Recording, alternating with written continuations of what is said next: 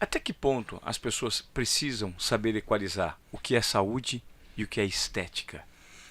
Eu não vejo separação, na verdade. Não? Eu acho que a estética, ela na verdade é uma amostra de saúde. No cursinho, eu li um sujeito que eu não lembro o nome dele, mas o livro dele chamava O Animal Moral. Se não me engano, era Robert Greene. Enfim, O Animal Moral. E o que ele falava? Ele falava que aquilo que você busca em relação à estética, na verdade, são padrões de saúde. Por exemplo, por que você acha bonito uma pessoa que não tem acne? Porque a acne é uma infecção. Se você tem uma pessoa que é suscetível à infecção, logo, se você gerar descendentes com ela, serão suscetíveis à infecção também. E assim todas as outras características, né? Que podem estar fora daquilo que é a saúde. Agora, quando a gente olha padrões estéticos, Ivan, a gente percebe que ao longo da evolução humana, todos eles foram confundidos com padrões de saúde. O que era a mulher esteticamente bonita no Cenozoico? Eram mulheres obesas. A gente tem as estátuas, estátua da deusa da fertilidade. Como é que ela era? É uma mulher extremamente obesa. Mas por quê? Porque era uma época que as pessoas morriam com 30 anos. E as pessoas que conseguiam reservar alguma energia, elas tinham essa vantagem evolutiva sobre as outras de terem a tendência de serem mais longevas. O homem não envelhecia. A gente morria, eu e você seríamos anciões. Sim, Né? sim. Acima dos 40? Vamos dar um passo bem longo agora. Vamos chegar renascimento, nessa parte. As mulheres já eram mais magras. Elas ainda tinham um pouco mais de gordura, mas frente ao que a gente conhece hoje como beleza. Que eu acho que a estética ela mais chegou perto da saúde foi na verdade na década de 80. 70, 80. Né? Acho que 70. Marilyn Monroe. Marilyn Monroe não é uma mulher magra para os padrões de hoje. Mas há dúvida que era uma mulher belíssima. Sim, nenhuma. Pega a década de 80. E aí os veículos de comunicação, eles cumprem um papel de responsabilidade sobre isso. Muito grande. Vamos pegar a Twig, que era uma modelo. Né? Ela parecia um palitinho, né? Um chassi de Caloi 10. Né? Aquilo virou padrão de beleza, porque as pessoas confundiram fama com beleza. Nossa, se essa mulher está numa revista que circula o mundo, bonito é isso. E aí, não que a gente tenha admirado um padrão, mas nós nos acostumamos com ele. Década de 90, aeróbica de alto impacto, exercício em grande quantidade, o pessoal treinava na praia, fazia aquelas aulas de ginástica extremamente intensas, que até hoje a gente cuida, né, nos consultórios de ortopedia, dos joelhos quadril que sobraram dessa época. Né? O que era estética? Começou a virar uma coisa um pouco mais robusta. Hoje a gente está numa estética estranha, principalmente modificada por hormônios. Tanto que existe a expressão chip da beleza. Porque não existe chip da beleza. Não existe nada que você implante no seu corpo que vai te deixar bonito ou bonita. E esse chip da beleza é um implantezinho de hormônio É um implante que as hormonal. pessoas colocam e aquilo fica... Liberando durante 6 meses a 1 ano uma quantidade de hormônio X, né? Com um objetivo que é extremamente discutível. Né?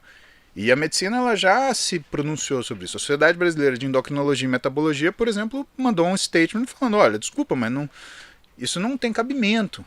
Né? Para resumir uma história longa numa frase curta. Né? E por que não tem cabimento? É porque é o óbvio ululante. Né? Você vai colocar um negócio debaixo da sua pele que vai te deixar bonito? Não, não é assim. E as pessoas te procuram no consultório às vezes para isso, Paulo? Ué, 80% da minha demanda hoje é mau resultado. É mau resultado. E aí a composição reavaliação alimentar, física, Tudo. de exercícios. Não, é um check-up bem Profundo. bem faz um escrutínio mesmo da vida Detalhado. da pessoa, porque Ivan, eu estou atendendo uma pessoa que pretensamente é saudável, tá? E nesse sentido, medicina esportiva, o pessoal não dá o devido valor. Por quê? Porque quando uma pessoa te procura para fazer exercício, ela acha que é saudável. Ou ela tem um outro sintoma inespecífico que ela quer tratar mudando aquilo que é a forma de vida dela. Você sabia que no consultório é pelo menos 2 a 3 diagnósticos de câncer de tireoide, 2 a 3 diagnósticos de câncer de intestino por mês? Tem outros. Fígado, etc. Nossa.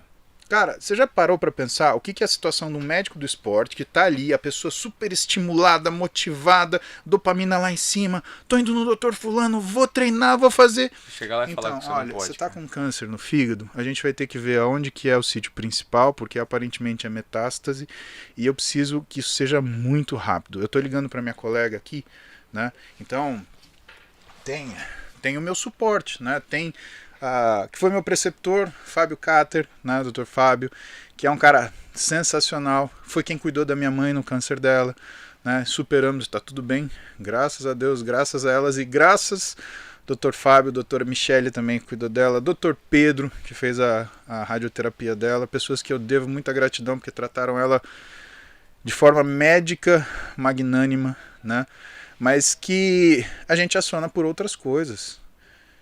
Isso é difícil da medicina esportiva. É você lidar com uma pessoa que está pronta para ouvir o quê? Um estímulo. E, na verdade, o que você fala para ela é um diagnóstico extremamente sombrio. Então a gente tem que ser extremamente, né, invasivo para ver, tudo bem, essa pessoa está saudável? Pensa que uma coisa, Ivan, é você chegar para uma pessoa e resolver, por exemplo, uma queixa. Olha, eu tenho dor de cabeça. Aí o Ivan médico ele vai investigar, né?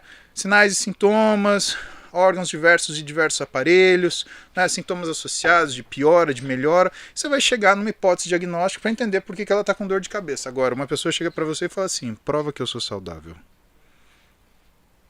Você vai fazer o quê? Um PET scan, mais uma ultrassom de corpo inteiro e todos os exames de sangue existentes no mundo? É isso que você vai fazer?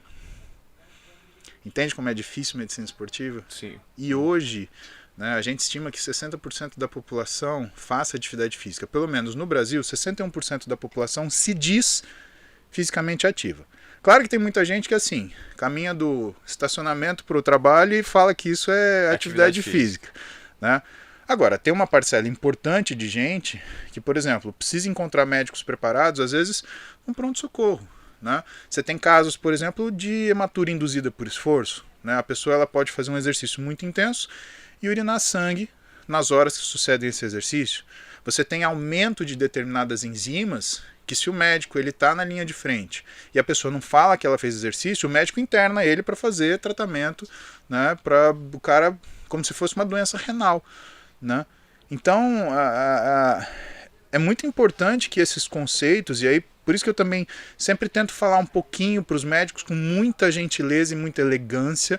Né? Olha só, dá uma olhada com carinho nisso, isso é bom para o seu conhecimento próprio, você atende um paciente que pode estar fazendo exercício, isso funciona diferente. Né? Para os médicos que atendem pacientes que usam algum tipo de tratamento hormonal, olha, presta atenção nisso, veja se isso está consonante com isso e aquilo. Às vezes um sinal inespecífico, ele esconde uma coisa que precisa ser avaliada, precisa ser discutida com o paciente. Por exemplo, quando a gente fala de esteroide, né? O que você acha que é o maior problema quando a gente lida com esteroide no corpo humano? Me dá a tua opinião, quero a tua opinião sincera. Efeito colateral relacionado a um uso... esteroide, a um hormônio. A um uso equivocado. Um uso equivocado, eu imagino. Porque eu tenho alguns amigos que usaram lá na infância, lá na adolescência, e que... Eu tenho um amigo recente agora que usou muito e ele para de treinar e ele ganha muito peso, fica grande, fica flácido, fica enorme e tem uma dificuldade absurda de voltar ao peso normal. De onde você acha que essa dificuldade absurda ela vem? Eu creio que de uma desregulagem do metabolismo dele. Ótimo. Então você lembrou do metabolismo e que você tem razão. Você já parou para pensar que o esteroide também funciona no cérebro? Não. Você sabia que o esteroide ele modifica, por exemplo, sua percepção de satisfação? Porque ele mexe na capacidade do seu cérebro perceber beta-endorfina? Entendi. Então, quando uma pessoa ela decide usar esteroide, e assim, eu quero que seja muito claro para você que eu não critico médicos que são contra nem a favor do uso de esteroide. Porque eu sou médico e médico não critica médico. Está na nossa código de ética, está no nosso juramento de Hipócrates. Segunda coisa, médico não julga paciente. Está no juramento de Hipócrates também. Mas eu acho que é de lisura você falar para o paciente, olha, o que você quer fazer, como tudo na medicina, tem uma parte boa, tem uma parte ruim. Você vai fazer um tratamento de quimioterapia por quê? Porque se você não fizer e passar pelas dificuldades disso, você vai morrer mais rápido do seu câncer. Mas você vai ter todos esses efeitos colaterais. Por que as pessoas não falam isso quando elas falam de hormônio? O que eu mais trato hoje que é o mais difícil para mim? E que me jogou de volta em livro de psiquiatria, por exemplo. Né? Que é uma coisa extremamente específica da medicina, que você tem que ter uma habilidade tremenda, mas eu preciso ter a capacidade de identificar. Porque quando eu preciso tratar, eu tenho meu médico de confiança. Né? Médico de confiança é o Dr. Ari Gadelha, professor da escola, foi meu... Cara, o Ari, ele foi meu calouro, bicho, olha só. E hoje ele é um cara super bem sucedido, tenho um orgulho dele. Trata minha mãe também. Ari, um beijo pra você. E aí, assim, eu preciso saber identificar. Por quê? Porque os sintomas neurológicos do uso, né? Na verdade, eu vou te falar a expressão correta, porque quando a gente está à frente de uma droga, você tem o uso, o mau uso e o abuso. Tá? Eu tenho um paciente que tem um déficit hormonal incorrigível. Tá? Prescrevo testosterona.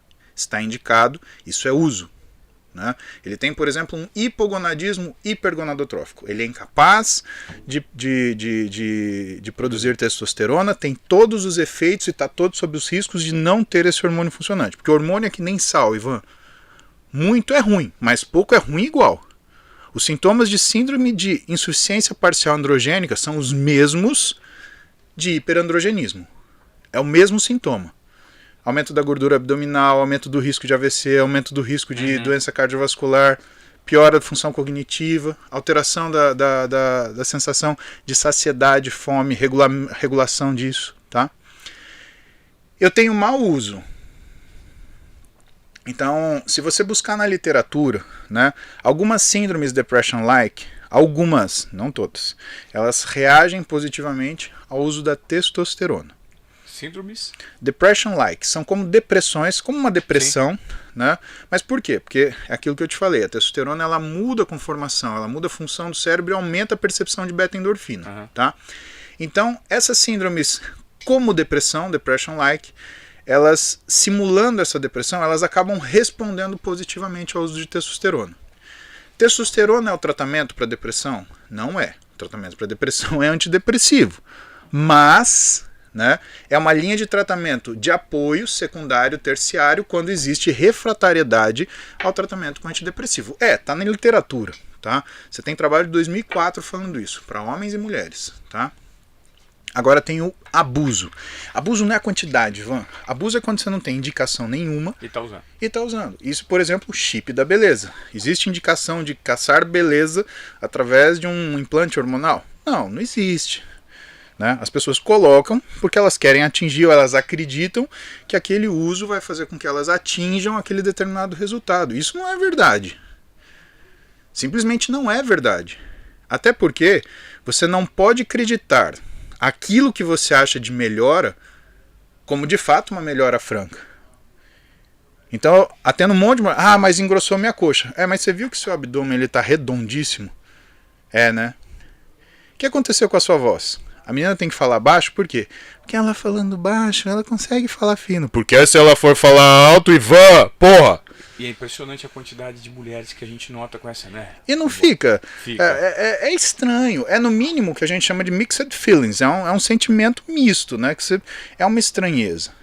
Né? De novo, sem julgar. Isso é o que é. Né? É o que existe, é o que acontece. Então o abuso não é a quantidade, é o uso sem a indicação. Então quando a gente atende uma pessoa numa situação de abuso, ou seja, ela usa sem uma indicação específica, o que a gente tem? A gente tem colaterais, que são os efeitos que vêm junto com o esteroide, que são indesejados. Aí você tem uma outra classe de efeitos, que são os efeitos adversos, os que podem acontecer. E o que eu não gosto? Eu não gosto porque o pessoal que é contra o esteroide, né, que, aliás, não é que é contra, porque todos os médicos são contra o abuso, Ivan. Mas as pessoas, elas se colocam como se fosse meio que time de futebol. Né? Eu sou contra essa droga. Não, o médico ele não é contra a droga. O médico, na minha opinião, ele tem que ser a favor do uso quando tem indicação e contra o uso, né, ou cogitar o uso quando não existe essa indicação. Então quem fica levantando bandeira e fazendo, né, tanto para um lado quanto para outro, que são os extremos, né, para mim precisa de uma correção de curso. Por quê? Porque se você fica levantando essa bandeira contra você não consegue sensibilizar o seu paciente. Sendo que só bastava mostrar e falar assim, cara, tem colateral. Você quer sentir isso? Porque assim, isso você sentir, o que vai representar para tua vida? A pessoa vai gerar mesmo, mais bônus ou mais ônus? a pessoa mesmo pesa e fala, realmente, isso daí eu não quero. Não quero. E assim, o que é esse desnível? Né? Os adoradores dos implantes hormonais, eles falam que é tudo de bom.